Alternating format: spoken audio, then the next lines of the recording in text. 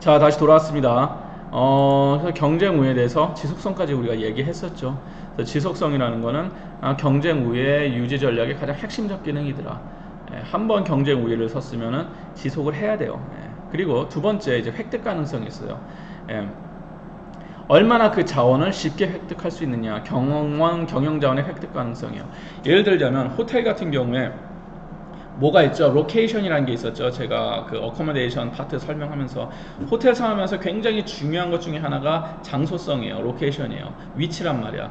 그런데 이 절벽에 우리 호텔이 딱 들어갔어요. 근데 이게 뭐예요? 그 위치라는 자원을 경쟁 우위에 쓸 수 있는 그 경영 자원을 하나 뭐예요? 획득한 거죠. 근데 이 획득한 거는 남들이 획득할 수 있어요? 없어요? 없어요. 내가 팔지 않는 이상 그 위치는 오직 나만 갖는 거예요. 그래서 호텔 기업이라든지 관광 기업들 같은 경우는 그 로케이션이라는 것도 굉장히 중요한 경영 자원이에요. 그래서 이것을 어떻게 획득을 하느냐가 또 관건이기도 합니다. 가장 뷰가 잘 나오는 거, 가장 좋은 곳, 이곳에 대해서 획득 가능성. 그럼 후발 업체들은 그걸 획득할 수가 있어요? 없어요? 없죠.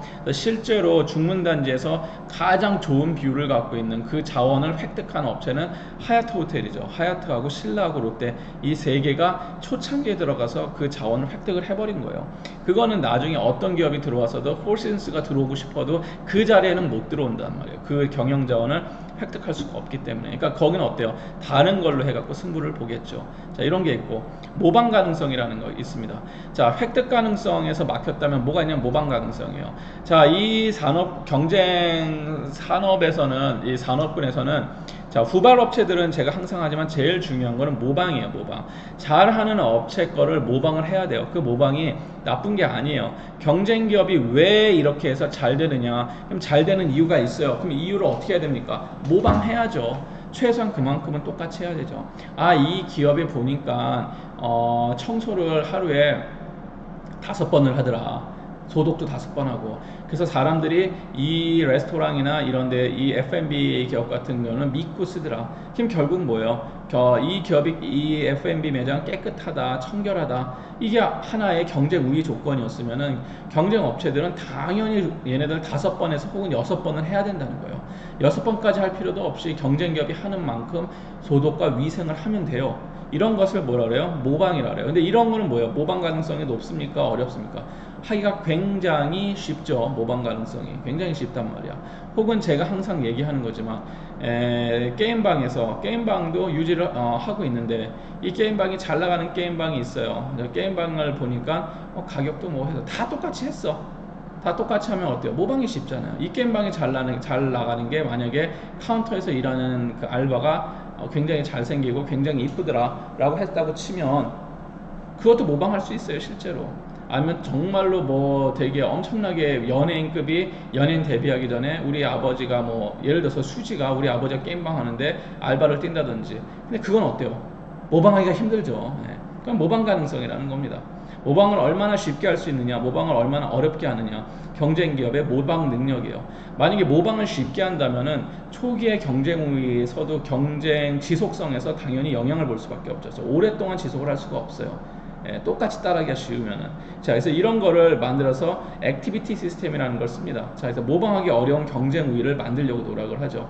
자, 모방하기 어려운 경쟁 우위를 만드는 거는 쉽게 해서 얽히설키 만드는 거예요. 얽히설키. 그러니까 우리 기업이 경쟁 우위에 쓰는 게 오직 그 컴퓨터가 좋아서, 아니요, 게임방으로 얘기합시다. 게임 컴퓨터만 좋아서가 아니다. 모니터만 좋아서 아니다. 그러니까 모니터 따라한다고 우리를 이길 수 없어. 모니터도 따라해야 돼.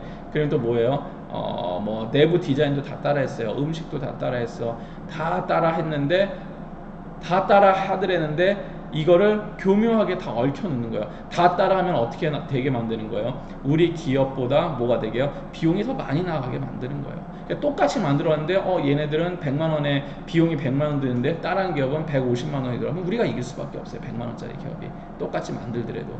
자, 어쨌든 간에 이런 식으로 모방하기 어려운 경쟁 우위를 만듭니다. 이런 거 중에 하나가 이제 대표적인 게 뭐 특허라든지 이런 게 되겠죠.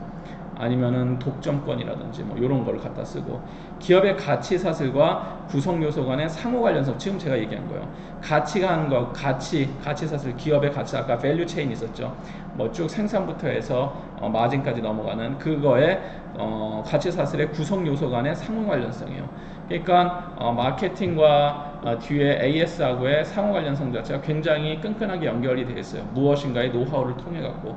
그리고 마케팅 전에 만약 디스트리뷰션 채널, 판매 채널, 유통 채널하고의 어떠한 상호 연관성이 잘 갖춰져 있다든지. 자, 이러면은 경쟁기여서 쉽게 따라하기가 어렵다는 거죠.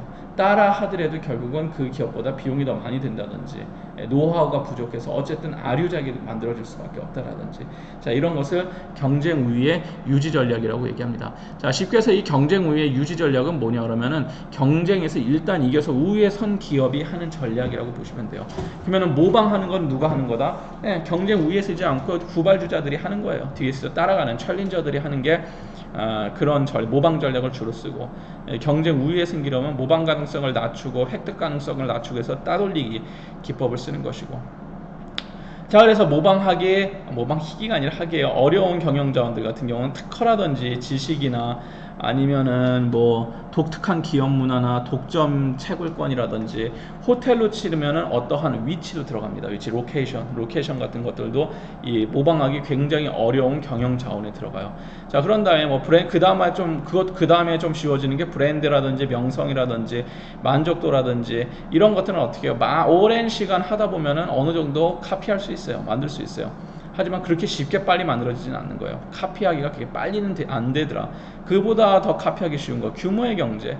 돈만 있으면 할 수 있다는 거예요. 시설 투자, 돈 있으면 해요. 돈이 제일 쉬워요, 실제. 여러분들이 만약에 사업을 하든지 뭘 할 때 확실한 아이템이 있고 확실한 수익 구조를 만들 수 있으면 돈은 빌려주겠다는 사람들이 전 세계에 줄을 서 있습니다. 그건 걱정 안 하셔도 됩니다. 실제로 투자하지 못해서 안달난 돈들이 전 세계에 아주 많아요. 하지만 왜 못하느냐? 확실한 수익 구조나 확실한 아이템을 만들기가 너무너무 어렵기 때문에 그래요. 이것을 해갖고 정말로 확실한 어떠한 뭐 1년에 10% 정도의 수익을 날 수 있는 것이다. 누구나 돈 갖다 들이붓습니다. 대표적인 게 테슬라 같은 기업이에요.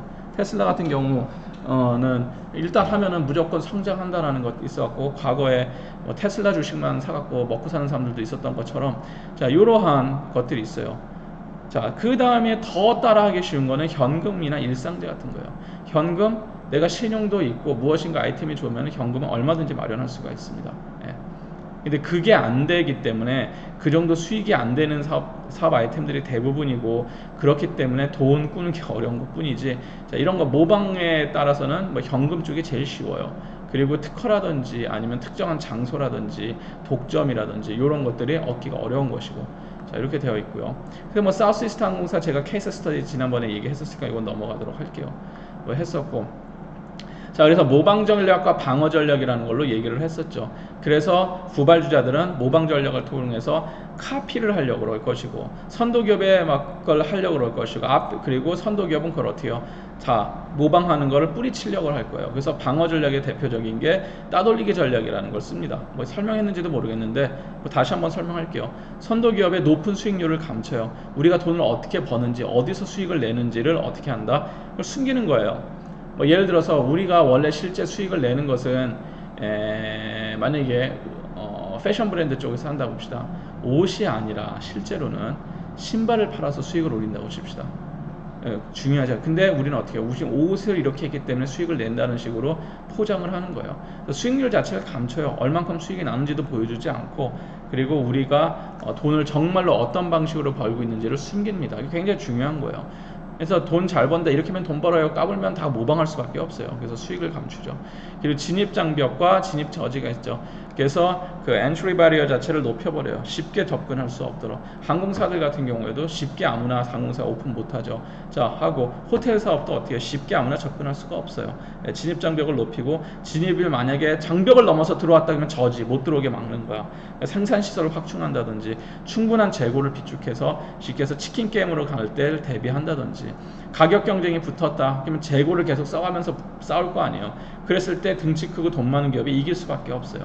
그래서 왜 대기업이 중소기업들이 하는 사업에 들어오면 그 난리를 치냐 그러면은, 대기업이 일단 들어와 버리면은 중소기업들은 대기업을 상대할 수가 없어요. 뭐에서? 사이즈에서 밀리기 때문에. 이길 수가 없습니다, 실제로. 자, 그래서 뭐 이런 거라든지 인과관계를 모호하게 하는 거예요. 쉽게 해서 요거 해서 돈 벌어요. 근데 그게 안 되는 거야, 실제는. 몰라. 언뜻 보면 그럴 것 같아. 근데 모르는 거야. 그런 식이에요.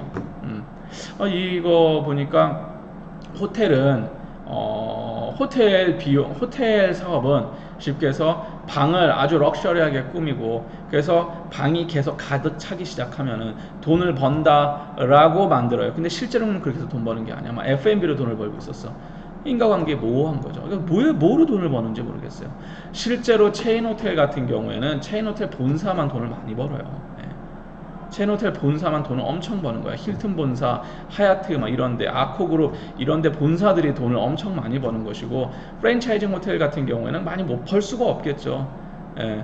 내가 시설비 다 대고 다 하고 본사에서 나와갖고 그냥 노하우 가르쳐주고 뭐 아니면 힐튼식으로 경영진 파악하고 뭐 이런 식으로 해서 수익을 내지만 진짜 알짜배기 돈은 본사가 다 가져가요. 그래서 호텔 사업이 돈이 된다 안 된다 얘기를 하지만 결국은 될 수밖에 없는 게 누가 되는 거예요? 결국은 그 체인 호텔 본사들은 잘 돼요 장사.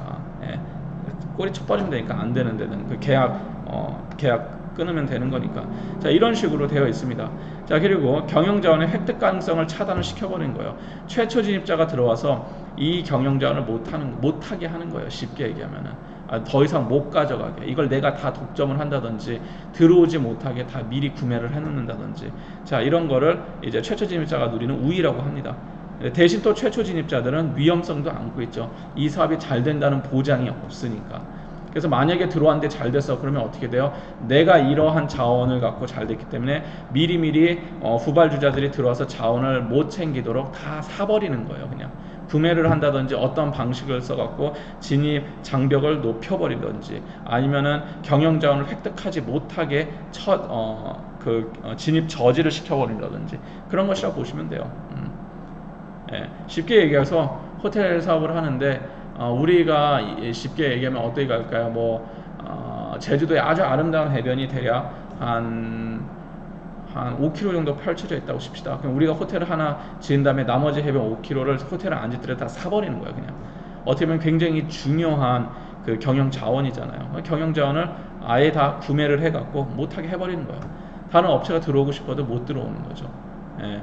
그렇게 아예 저지를 시킨다든지 들어왔을 때 엄청나게 비싼 값으로 판다든지 자 이런 식으로 경영자원 획득 가능성을 차단을 시켜버리는 뭐 이런 게 있습니다. 혹은 뭐 한국에서 아보카도가 유행을 했더라. 그러면 아보카도를 아예 농장하고 뭐를 맺어버리는 거예요?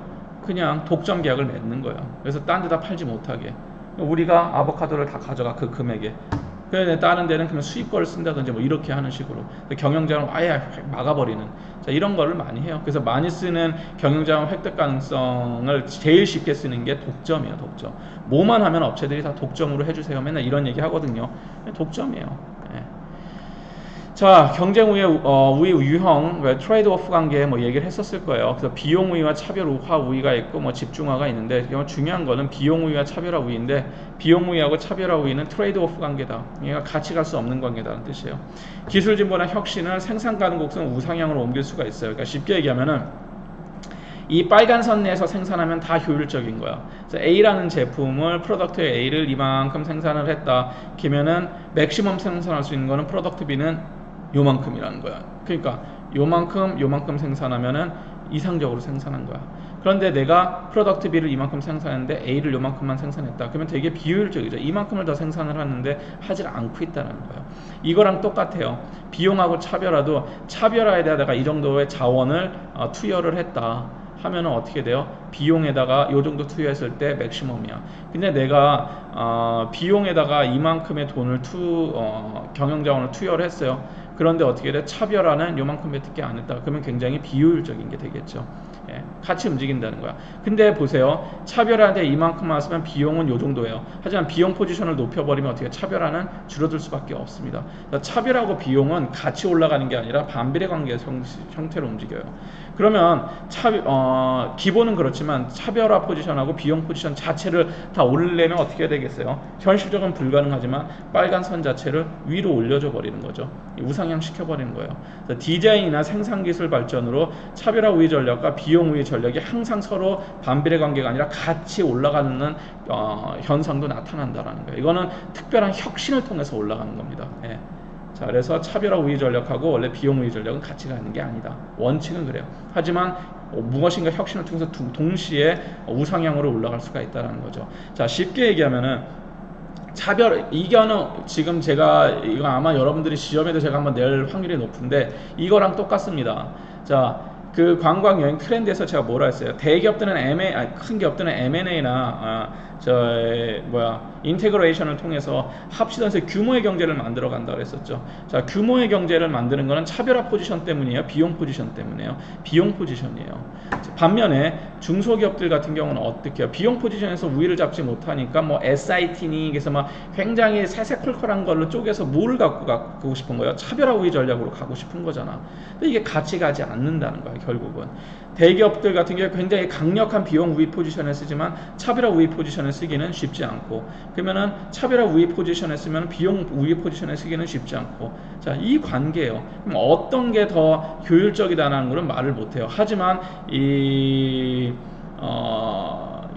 기업 전략의 가장 핵심적인 거는 차별화도 중요하지만 결국은 그 비용이 굉장히 중요해요. 비용을 어떤 식으로 우리가 우위 포지션에 치는가 가장 기초 중에 기초입니다. 근데 어쨌든 간에 뭐 이런 게 있었고, 가치 혁신, 블루오션 뭐 이런 식으로 해갖고 니즈하고 원치에 집중해서 생산 가능곡성을 어쨌든 위로 올리는 거예요. 그래서 중요한 건 뭐냐면은 우리는 비용 포지션에서도 비용 포지션 전략에서도 우위를 쓰고 차별화도 우위를 쓰는, 이걸 하기 위해서는 어떻게 된다? 혁신이 이루어져야 된다. 뭐 이런 얘기입니다. 유지 가능한 경쟁 우위의 원천은 쉽게 모방하기 어려야 되고 경영자원과 핵심 역량이에요. 쉽게 모방하기 어려운 경영자원, 쉽게 해서 특허권이라든지 호텔로 치면 위치, 로케이션이라든지 아니면 그 호텔만이 갖고 있는 특별한 인적 자원이라든지, 자, 이런 게 있을 거고, 핵심 역량이라고 치는 거는 쉽게 모방하기 어려운 핵심 역량, 뭐 우리 기업이 갖고 있는 어떤 마케팅 팀에 대한 핵심 역량이 있다, 이런 거. 자, 이런 게 유지를 가능하게 해주는 경쟁 우위 원천이에요. 예. 자, 경영자원과 핵심 역량, 기업의 유리한 산업구조를 형성시켜줄 수 있다. 경영자원과 핵심 역량, 내가 갖고 있는 강력한 경영자원과 핵심 역량은 기업의 유리한 산업구조를 형성시켜줄 수 있어요. 예, 당연한 얘기겠죠. 자, 그리고 비용 우위와 차별화 우위는 기업의 경영자원과 핵심 역량에서 비롯돼요. 우리 기업이 갖고 있는 어떠한 경영자원에 따라서 비용 우위 전략으로 갈 수도 있고 아니면은 차별화 우위 전략으로 갈 수가 있다는 거예요. 그렇죠? 우리 기업이 갖고 있는 게 만약에 비즈니스 어셋 자체가 굉장히 강력하다. 그럼 우리는 뭐로 가기 확률이 높아요? 비용 우위 전략으로 갈 확률이 높겠죠. 그런 시너지 효과를 통해서 타 기업에 비해서 비슷한 수준의 서비스를 제공하지만 가격을 엄청나게 다운을 시킬 수 있다라든지, 그러면은 이런 것은 비용 우위 전략에 갈 수 있어요. 반면에 우리 기업은 무엇인가 특출난 무엇인가 해요. 그러면 차별화 우위예요. 차별화 우위는 항상 뭐가 따라온다는 걸 인지해야 된다. 모방이 따라오기 때문에 그 차별화로 우위를 유지하려면 계속적인 무엇인가를 만들어내야 된다는 거예요. 아니면은 계속 모방을 합니다. 경쟁 기업들이. 자, 그래서 어쨌든 간에 이렇게 차별화 우위와 비용 우위 전략이 있다라고 보시면 되고, 그래서 더 쉽게 얘기하면은 더 많이 만들고 더 빠르게 무엇인가를 생산하고 더 싸게 생산하는 거예요, 쉽게. 그래서 또 다른 의미로 하면은 원트와 니드에 관련된 얘기로도 얘기를 하고, 요 얘기는 조금만 더 하도록, 이게 이제 마케팅 쪽으로 넘어가는구나. 자, 그래서 앞에까지 했었던 거는 기업이 갖고 있었던 어떠한 그 산업구조라든지 아니면 기업의 경쟁 요건이나 이런 거에 대해서 얘기했었던 거고, 지금 얘기할 거는 이제 관광 트렌드 중에서 뭐냐면은 마케팅적인 트렌드의 변화라기보다는 요즘의 트렌드라고 보시면 돼요. 그 얘기를 좀 하도록 할게요. 자, 우리가 여러분들이 마케팅에 대해서 배우셨을 때 원트와 니드에 대한 학문이다 뭐 이런 얘기를 많이 했을 거예요. 그래서 구매자들이 원하는 것을 주는 것이 아니라 구매자 스스로 무엇을 원하는 이렇게 하는데, 원트와 니드? 그런데 이게 이제 1990년대 후반, 2000년대 초반부터 벌써 20년 전이네요. 아직까지도 그러니까 마케팅을 원트 앤 니드로만 가리키면은 옛날 80년대식 마케팅 기법이고, 제가 마케팅 전공할 때만 해도 이런 얘기를 되게 많이 했었어요. 제가 2000년대 중반에 그 대학원을 다녔었거든요. 중후반에 다녔었는데, 그때 저는 이제 전공 자체가 경영 제너럴 매니지먼트하고 마케팅이었어요. 그래서 저는 석사학위 자체는 마케팅으로 받았는데, 어쨌든 간에 그 마케팅을 할 때 이런 얘기를 많이 합니다. 초창기 마케팅은 원트와 니드에 대한 얘기를 해요. 무엇을 원하냐, 무엇이 필요로 하냐. 그래서 사람들에 대한 세리스팩션, 기초죠. 커스터머들에 대한 세리스팩션, 만족을 위한 것이다 라고 하는데, 이게 과연 그럴까? 구매자들이 원하는 것을 주면 다 해결이 되는 것이냐, 원트하고 니드만 주면 해결되는 것이냐. 그게 아니다라는 얘기가 나오기 시작해요. 그게 뭐냐면 구매자가 스스로 무엇을 원하는지를 모른다는 거가 시작을 합니다. 쉽게 얘기하면 이런 얘기를 해요. 소니 회장이 했었던 얘기인데, 예를 들어서 플레이스테이션이 나오기 전까지 구매자들이 플레이스테이션 같은 게임을 원합니다라고 얘기를 했나? 원하지 않았었어요. 예. 그런데 어떻게 보면은 시장에다 던져준 거죠, 기업이. 그런 다음에 이거 한번 해봐, 재밌어, 이거 좋네, 옛날 거보다 훨씬 낫네, 야 여기서 이런 거 있으면 더 좋겠다, 그런 식으로 되는 거 아니냐라는 얘기가 나와요. 다시 쉽게 더 쉬운 예를 들자면은 이 스마트폰이요. 스마트폰이 언제 처음 나왔냐면 2005년 2004년 이때쯤 나왔어요. 애플 원이. 그 당시에 다 이게 똑딱이 폰 썼단 말이에요. 예. 똑딱이 폰 썼는데, 이것을 그러면 사람들이 이 디자인의 터치식으로 하는 걸 원해요 라고 했습니까? 아니에요. 스티브 잡스가 만들어 갖고 세상에다 던졌습니다. 이걸 탁 던져놓은 다음에 구매자 스스로 무엇을 원하는지 학습하게 던져놓은 거예요. 그러니까 구매자들이 하다 보니까 여기 다 되는 거야. 음악도 되고 막 다 돼. 소비자들이 시장에서 학습을 한다. 학습을 하면서 만들어진다 라는 이론입니다. 이것은 조금 틀려요. 그러니까 소비자들이 시장에서 학습한다는 이론은 소비자들이 무엇인가를 다 알아갖고 무엇을 해주세요 해서 기업에서 알겠습니다 하고 만들어준다는 개념이 아니라, 기업에서 시장을 분석하고 어떠한 것에 대해서 하고, 아니면은 획기적인 천재들이나 누군가가 무엇인가의 제품을 만들어서 시장에다 던져놔요. 던져놓은 다음에 시장에서 학습을 해보고 괜찮네, 경쟁력 있네, 쓸만하네, 이게 좋네 하면은 그것이 성공하는 제품이 된다라는 이론이에요. 조금 기준점이 달라요. 예. 자, 쉽게 얘기하면 이런 얘기도 있어요. 지금은 테슬라 때문에 전기자동차가 아주 유행을 하죠. 전기자동차가 최초로 나온 거는 1900년도 초반에 나왔어요. 실제로. 예.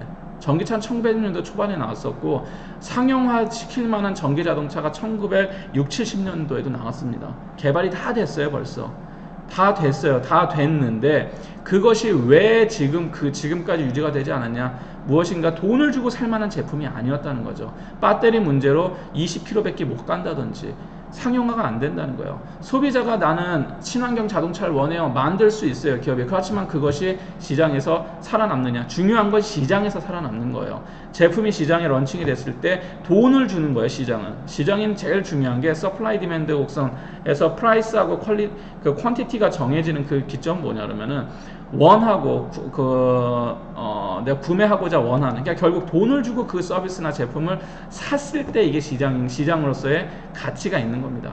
아니면은 그냥 괴짜들이 만든 하나의 발명품에 불과한 거예요. 그래서 이거를 잘 보실 게, 그냥 원트 니드로 단순하게 보는 게 아니라 디맨드라는 내용을 많이 써요.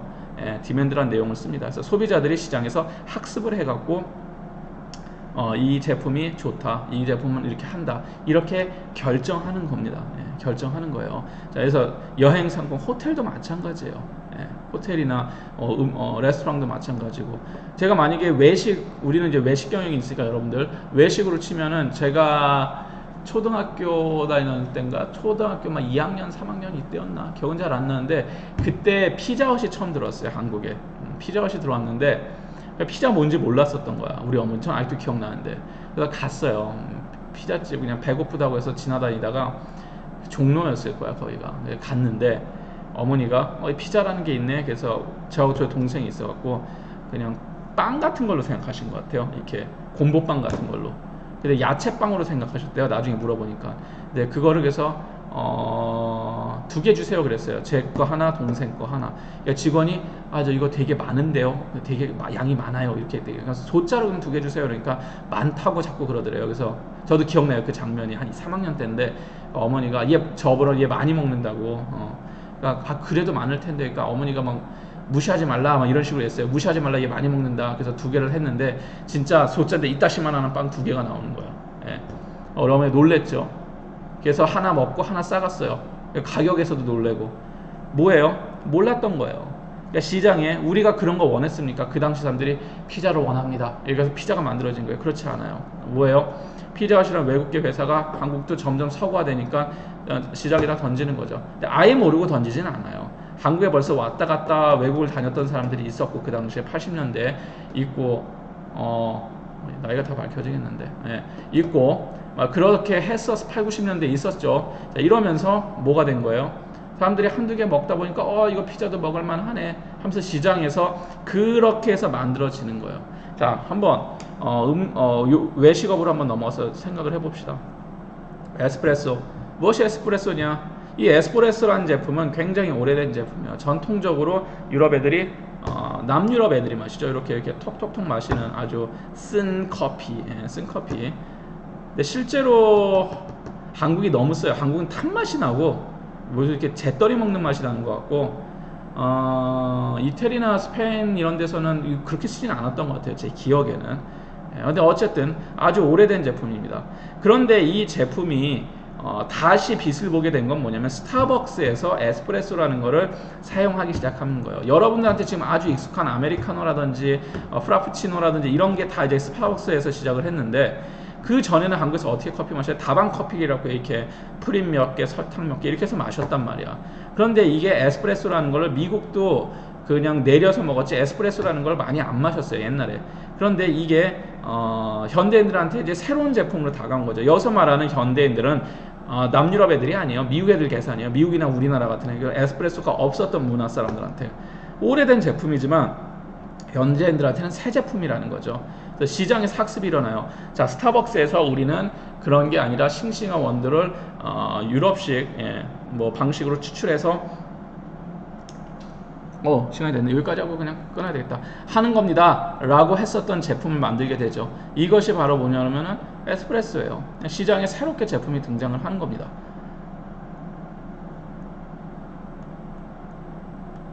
자, 등장을 하는 거죠. 그래서 좀만 더 하고 끊을게요. 자, 그래서 어쨌든 간에 오래된 제품이지만 현대인들한테는 새로운 제품으로 가기는 돼요. 왜요? 어떠한 커피 기업에서 이 제품 자체를 시장에다 한번 던져놓는 거야. 이게 싫으면은, 근데 이거는 상품이 안 돼요. 그런데 던져놨더니만 이게 뭔가 세련되고 뭔가 더 진한 맛이 있고 여기다 물 타 먹으면 더 맛있겠네 해서 아메리카노도 나오게 되는 것이고, 자, 이렇게 해서 등장을 하는 겁니다. 제품 자체. 그래서 하나의 시장에 안착을 하게 되는 거죠. 제품이. 마찬가지예요. 관광기업이나 요식업이나 이런 것들도 다 결국 그러니까 쉽게 얘기하면은 구매자들이 에스프레소 주세요. 왜 우리는 에스프레소 안 팝니까? 해서 만들어진 게 아니라는 거예요. 기업에서 제품을 생산을 해갖고 시장에다 던져놔 보니까 소비자들이 이거 괜찮네 막 이러면서 받아들이면서 하나의 상품과 문화로 자리를 잡은 거죠. 이게 정설이라는 게 아니에요. 전통적인 마케팅 이론이 있다면 이렇게 생각하는 부류들도 있다라는 거를 제가 보여드리는 거고, 현대 마케팅 기법에서는 지금 트렌드 자체가 소비자가 원하는 세티스팩션에만 초점을 두지 않는다는 거예요. 혁신에 초점을 둬요. 혁신을 해갖고 시장에다 계속 제품화 시켜서 던지는 거예요. 일단 던져놓고 이 제품을 학습을 해갖고 소비자들이 쓰게 만드는 그런 방식으로 변해가고 있다는 겁니다. 제품을 시장에 런칭하든지 이런 모습들도. 자, 그러면은 잠깐 끊었다가 다음 주가 되겠네요. 다음 PPT에서 만나면 될 것 같네요. 자, 수고하셨고 마저 다음에 이어서 하도록 하겠습니다.